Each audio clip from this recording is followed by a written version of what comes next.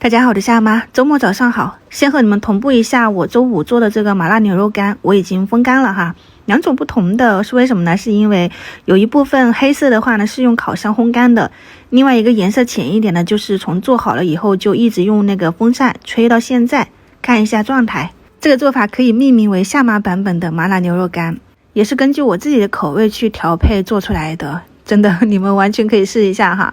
做过卤完再炸那个确实是很香，但是油多。也做过就是新鲜的肉直接腌好了去给它晒干再去蒸，做成那种风干肉，都没有这个版本吃起来让我特别的舒服。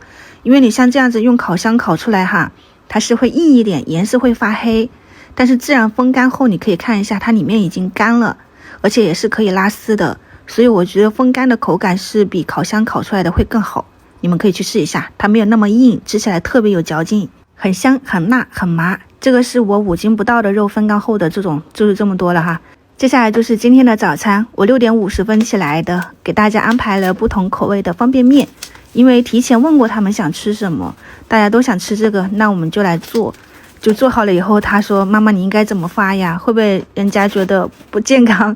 我就跟他们说，我说这个东西没有健不健康的，只要你们吃得开心就是好的食物。什么东西都适量吃就是最好的安排。我们今天的是红烧牛肉面、麻辣牛肉面，他们的就是一个鸡汤面，还有一个番茄面，把所有的调料包都给它放好。我里面还一人加了一片午餐肉，淋入开水。我一般是倒到那个水位线那里哈，有些朋友是会就是那个水量会稍微少一点，没关系，按照自己的来。